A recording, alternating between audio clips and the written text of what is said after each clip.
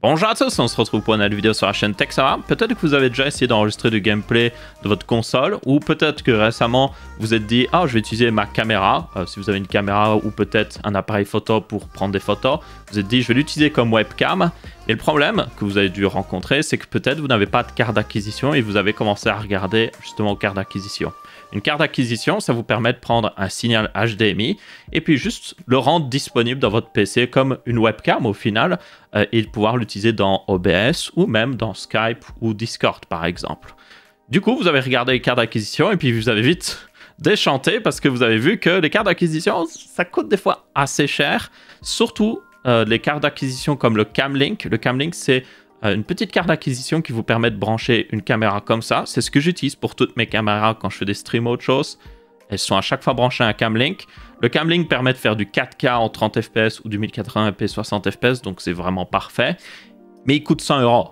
Donc, aujourd'hui, nous allons regarder à des Camlink pas chers, qui peuvent aussi servir de carte d'acquisition pour des jeux vidéo. Toutefois, tenez-en compte, c'est des cartes d'acquisition ici qui n'ont qu'un seul port HDMI. Donc, le seul retour que vous aurez, c'est sur votre PC et via OBS ou autre chose. Et du coup, vous avez du délai qui peut se rajouter. Donc, tenez-en compte. Donc, c'est plus à utiliser comme des Camlink ou alors éventuellement pour certains jeux où c'est pas grave, vous ayez un petit peu de délai. Et le gros point positif pour ces cartes d'acquisition, c'est qu'elles coûtent même pas 10-15 € chacune. Donc là, on en a 3 différentes. En réalité, vous en voyez 3 différentes, mais elles sont toutes les mêmes. Genre, à l'intérieur, il y a à peu près la même chose. Elle peut le faire du 1080p 30 fps ou du 720p 60 fps. Donc, ce serait parfait pour faire justement une petite carte d'acquisition pour une caméra ou un appareil photo. Ou par exemple, je sais pas moi, un caméscope si vous en avez un. Ça, c'est une très bonne alternative aux webcams. Comme d'habitude, ces vidéos en rapport avec le streaming sont sponsorisées par Oned. Ils rendent tout ça possible. Ça me permet d'acheter tout le matériel qu'il faut pour faire ces tests. Un grand merci à eux. Donc si vous ne connaissez pas Oned, c'est un site où vous pouvez acheter des overlays pour votre stream. Vous pouvez aussi acheter tout ce qui est émoticônes, avatars en tout genre, donc vraiment n'importe quoi pour votre stream. Ils ont une très large sélection d'ailleurs d'overlays, que ce soit des overlays statiques ou même animés, et aussi avec des thèmes très différents. Donc vous pouvez avoir un overlay Minecraft ou un overlay par exemple Cyberpunk, ou même des overlays de manière générale peut-être modernes ou abstraits. Ils ont même aussi un abonnement qui s'appelle Oned Pro qui vous permet de juste vous payer par mois et ça vous permet d'accéder à tout leur catalogue d'overlays et comme ça vous pouvez mélanger tous les overlays que vous aimez bien chez Oned ou même par exemple si vous jouez à beaucoup de jeux différents, vous pouvez avoir un overlay pour chaque jeu. Comme ça, vous avez une cohérence par rapport au jeu que vous jouez justement. Donc par exemple, si vous jouez à Minecraft, vous avez un overlay Minecraft.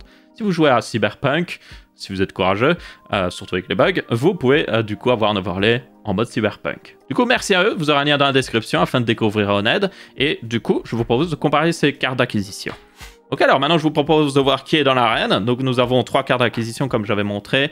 Comme j'ai dit, elles sont basiquement les mêmes, mais on va les comparer au niveau déjà de la qualité et aussi au niveau du délai. Au niveau qualité, elles sont toutes en motion JPEG pour information. Donc quand vous enregistrez une image, hein, par exemple, vous pouvez l'enregistrer en JPEG. C'est très compressé, c'est pas la meilleure qualité, mais c'est très léger. Et bien, le motion JPEG, c'est basiquement ça. C'est littéralement où vous faites une vidéo avec des JPEG. Donc, la qualité n'est pas incroyable, mais dans pas mal de cas, elle est largement suffisante. Surtout, par exemple, pour une caméra comme ça. Du coup, ça, il faut en tenir compte. Ces 3 cartes d'acquisition sont dans le même bateau ici, contrairement à la Camlink que vous voyez ici qui, elle, a accès à des meilleurs codecs, qui du coup donnent une meilleure qualité. Il y aura une grosse différence. Donc en premier, on a la Camlink. C'est celle que j'ai enregistré la vidéo jusqu'à maintenant.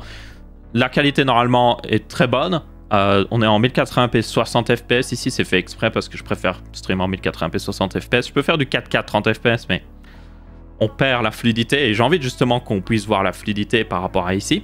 Mais c'est une très bonne qualité. Toutefois, ça coûte 100 €. On a aussi très peu de délai. Ça, c'est important. Donc, par exemple, si je fais un clap ici, vous voyez que normalement, il y a très peu de délai. Donc, ça, c'est notre point de référence. C'est la meilleure qualité possible pour cette caméra-là. Maintenant, on va brancher les autres cartes d'acquisition et on va voir ce que ça donne. Donc, la première qu'on va regarder, c'est la HDMI Video Capture. Oui, elles ont des noms très génériques. Vous aurez les liens dans la description, mais attendez-vous à des noms très génériques. Il n'y a pas de marque ici. Il n'y en a qu'une seule qui a vraiment une marque, il me semble, c'est Ota. Et c'est à peu près tout. Et yep, donc ne vous attendez pas à des marques. Vous aurez les liens dans la description, ce sera plus simple.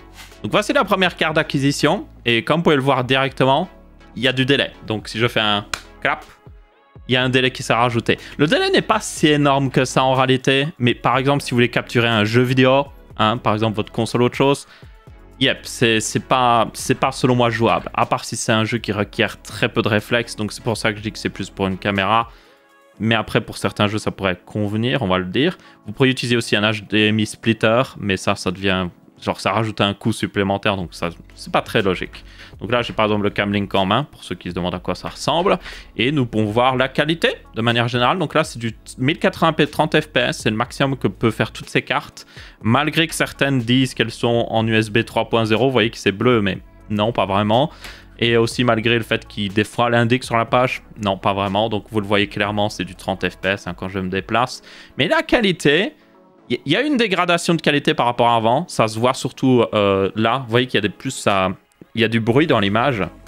Genre vraiment, on voit qu'il se passe des choses dans l'image. Mais ça va encore, quoi. Surtout que ça coûte 15 balles.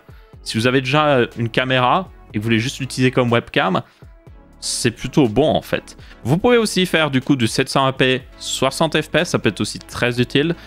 Pour avoir justement pour un stream quelque chose de beaucoup plus fluide, surtout si vous n'avez pas besoin du 1080p, hein, c'est pas toujours très utile. Donc là je vais changer la résolution, je suis dans le noir, c'est normal. Et nous sommes maintenant à 60 fps, ça se voit là maintenant c'est fluide. Il y a toujours du délai par contre, évidemment, ça semble logique. Et la qualité évidemment souffre un petit peu plus ici. Mais pour une webcam, si par exemple vous la mettez, hop, c'est ma webcam ici, franchement ça se voit pas. Genre vous ne verrez pas la différence. Et le délai, je vous montrerai comment le régler après. Dans OBS, c'est pas très compliqué. Vous pouvez même utiliser OBS comme caméra virtuelle. Donc même pour Skype ou tout ça, ça ne poserait pas de problème. Donc ouais, pas d'inquiétude. Donc ça, c'était la première. Passons à la deuxième. Donc ça, c'est celle qui avait... la seule d'ailleurs qui avait un vrai nom de marque. Et encore une fois, comme vous pouvez voir, il y a du délai. Je sais pas s'il y a une grosse différence de délai. On fera un petit graphique vite fait à la fin, à mon avis, pour voir un petit peu les différences de délai. Mais... pour moi, c'est à peu près la même chose. La qualité est la même et tout ça. Et vous voyez que c'est du 30 fps. Malgré que dans OBS, j'ai pu la régler en soi-disant 60 fps, 1080p. Non, c'est de la connerie. C'est du 1080p, 30 fps. Ça se voit directement. Je peux toutefois, tout comme l'autre, la régler en justement 720p, 60 fps. Et selon moi, pour du stream, encore une fois, c'est largement suffisant. Voilà, ça c'est du 720p, 60 fps. Ça se voit que c'est clairement plus fluide d'un coup. Hein? Yep. Et tout comme l'autre, franchement, la qualité est exactement la même. C'est pour ça que je vous dis, ce sont les mêmes cartes d'acquisition. Peu importe la marque que vous prenez, il y a la même chose dedans. Vous pourriez démonter, vous trouveriez le même genre de matériel au final. Maintenant, on en a une dernière qui peut être pratique parce que le port USB est déconnecté, on va dire. Donc, je vous propose de justement y regarder. Et voilà ce que ça donne. Oh, exactement la même chose. Celle-là est plus honnête par contre parce que quand je règle dans les paramètres, elle dit clairement qu'elle est en 1080p 30 fps. Pas comme l'autre qui disait « Oh, je fais du 1080p 60 fps. » Oui, totalement. Donc je pense qu'il y avait un petit peu d'arnaque ici. Hein, faire croire les gens que c'est du 60 fps alors que pas du tout. Mais encore une fois, il y a un petit peu de délai. Hein. Ça se voit. Et encore une fois, la qualité d'image est un peu moins bonne parce que nous sommes encore une fois sur du MJPEG, Motion JPEG. C'est un codec avec moins bonne qualité, mais l'avantage c'est qu'il est très léger à faire travailler aussi. Donc ça peut être un avantage pour un PC pas très puissant. Le MJPEG est vraiment très léger à encoder et tout ça, vu qu'il est déjà basiquement pré-encodé. Et aussi, c'est très facile aussi de le faire fonctionner avec pas mal de programmes. Maintenant, je vais rebrancher le Camlink parce que j'ai quand même envie d'avoir du délai respectable et une qualité plus respectable. Et pour que vous puissiez revoir ce que ça donne une meilleure qualité. Et on va parler un petit peu justement délai. D'abord, j'ai oublié de montrer, mais on peut faire encore une fois du 720p, voilà, 60 fps, débit d'image maximale. Et comme vous pouvez voir, si je remets en plein écran, je suis fluide. Yay, 60 fps. Et honnêtement, 720p, ça suffirait pour pas mal de gens, mais encore une fois, c'est à vous de voir un petit peu ce qui vous convient le plus, mais selon moi, c'est déjà largement suffisant. Et nous sommes de retour sur le Camlink, et comme vous pouvez voir, il y a beaucoup moins de bruit juste ici. C'était vraiment là où je le voyais le plus personnellement. Et nous sommes en 1080p 60 fps, ça se voit assez bien. Donc, ces trois petites cartes d'acquisition marchent plutôt bien pour le prix. Maintenant, comme j'avais dit, le plus gros problème, c'est le délai. Ce délai, vous pouvez le compenser dans OBS très facilement. Par contre, si vous voulez le compenser par exemple dans Skype ou Discord, vous devrez le garder. Il n'y a pas... Malheureusement, c'est un petit peu dommage, dans pas mal de programmes de chat comme ça, vous ne pouvez pas rajouter du délai selon une source. Donc c'est un peu bizarre. Mais toutefois, un truc que vous pouvez faire, c'est utiliser OBS, comme j'utilise actuellement, et tout simplement l'utiliser comme caméra virtuelle. C'est tout à fait possible. Donc je vais vous montrer comment, vite fait, s'il y en a qui veulent l'utiliser. Et puis après, on parlera de la dernière partie qui est les jeux vidéo. Nous voici donc dans OBS avec le truc de l'infini. Oh, une infinité d'Aurélien. Hey! Wow! Wow, wow, wow! Ok, j'arrête. Donc, dans OBS, tout simplement, quand vous avez les réglages de son, vous pouvez faire propriété avancée. Vous avez cette petite fenêtre. Et en fait, là, vous avez décalage de synchronisation. Donc, vous avez juste besoin de rajouter sur le son de votre micro. Par exemple, c'est moi ici, micro. Vous rajoutez un nombre en millisecondes pour décaler le son de cette, justement, audio. Donc, par exemple, si la caméra est, je sais pas moi, 100 millisecondes en retard, vous rajoutez 100 millisecondes de retard pour l'audio de votre micro. Et ce sera automatiquement synchronisé. Je vous conseille fortement de faire un bon vieux clap. Faites juste comme ça. Et vous pourrez détecter le délai, par exemple, dans un programme de montage en regardant vite fait image par image. C'est très simple à faire. Et le truc, c'est que vous le faites une fois pour votre carte d'acquisition parce que le délai est toujours le même. Et vous n'avez plus besoin de le faire. Donc, c'est pas très compliqué. Et puis après, vous avez dans les dernières versions d'OBS un bouton qui s'appelle démarrer la caméra virtuelle. Et quand vous faites ça et que vous avez votre caméra parce que ça affiche ce que vous voyez sur l'écran OBS, donc vous devez mettre votre tête en plein écran évidemment, ben vous pouvez aller dans Discord, dans Skype et utiliser comme webcam OBS littéralement.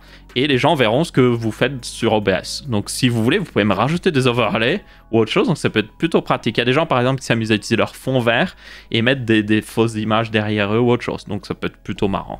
Donc ouais, pour ça, ça marche très très bien. Et ça coûte 15 balles. Franchement, pour ceux qui ont déjà un appareil photo ou, comme j'ai dit, un caméscope, ça c'est une future vidéo sur les caméscopes.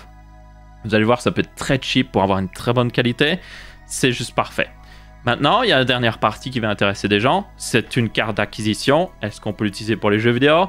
Et la réponse courte, ça va être pas vraiment. Le problème, c'est que vous avez, comme j'ai dit, un seul port HDMI dessus. Donc, il n'y a pas une sortie HDMI. Il existe toutefois des cartes d'acquisition pas chères avec une sortie HDMI. Je les comparerai certainement dans une future vidéo. Si vous êtes intéressé, dites-le moi via des commentaires ou autre chose. Mais du coup, ici, vous pouvez soit capturer, par exemple, une console et regarder sur OBS le retour de votre jeu. Le problème, c'est que vous allez souffrir du délai. Littéralement, vous avez du délai, donc vous allez jouer avec un délai. Comme j'ai dit, ça c'est peut-être pas grave pour certains jeux. Et si vous êtes dans ce cas-là, ben, tant mieux pour vous. Ça vous permet de payer pas cher une carte d'acquisition. Mais pour les autres, yep, ça va être injouable. Honnêtement, ça va être injouable. Le délai est trop important. Donc là, il y aurait une autre solution, c'est un splitter HDMI. Donc c'est un tout petit boîtier que vous pouvez brancher un câble HDMI dedans et ça le split, littéralement, ça le sépare en deux câbles HDMI. Le problème, c'est que ça rajoute du coût. Et si vous rajoutez du coût, il n'y a plus beaucoup d'intérêt à payer pas cher pour une carte d'acquisition. Après, ça reste toujours moins cher qu'une grosse carte d'acquisition assez chère. Maintenant, il y a toujours le même problème de qualité aussi qui est dégradé et le fait que vous pouvez faire que du 720p 60 fps ou du 1080p 30 fps. Et selon moi, c'est là que c'est un petit peu genre dommage. Pour du streaming, ça irait. 720p 60 fps, c'est largement suffisant pour Twitch. Mais par contre, pour enregistrer des vidéos, 1080p 30 fps, c'est un petit peu dommage. Donc, ouais. Moi, je ne le conseillerais pas forcément pour les jeux vidéo. Mais ça peut marcher, ça peut dépanner si vous en avez vraiment besoin. Ou alors, si c'est pour capturer quelque chose de statique, peut-être, que vous n'avez pas besoin de jouer vraiment dessus. Par exemple, vous avez un second compte Minecraft qui est AFK, hein, par exemple, sur un autre PC. Ben, vous pouvez capturer l'écran de l'autre PC comme ça. C'est une solution, mais yep, je vais être très honnête, je ne la recommande pas forcément. Donc là, pour moi, c'est plus des camlings du pauvre. Vraiment, c'est des camlings pas chers. Ça reste des cartes d'acquisition quoi qu'il arrive, mais yep, c'est des camlings pas chers. Donc, peu importe celui que vous prenez, comme je dis, c'est exactement les mêmes. Donc au final, prenez le moins cher. Prenez celui peut-être qui vous correspond le mieux au niveau format. Par exemple, celui-là est plus fin, mais c'est celui-là qui mentait sur le 60 fps. Celui-là est peut-être un peu plus gros, mais il reste comme un camlink. Celui-là, il peut être pratique parce qu'il a une extension au niveau du câble. Il peut être pratique pour certaines personnes. Donc à vous de voir. Je vous mettrai les liens dans la description. Encore merci à Honnête d'avoir rendu cette vidéo possible. Si vous êtes intéressé d'avoir un comparatif de cartes d'acquisition pas chères qui ont deux ports HDMI, donc un en sortie et un en entrée, dites-le moi dans les commentaires. Et du coup, ben, on va rester là. Merci à tous d'avoir regardé. N'hésitez pas à laisser un petit pouce bleu ou un petit pouce rouge si vous n'avez pas aimé. Et on se retrouvera pour une prochaine. Ciao, ciao!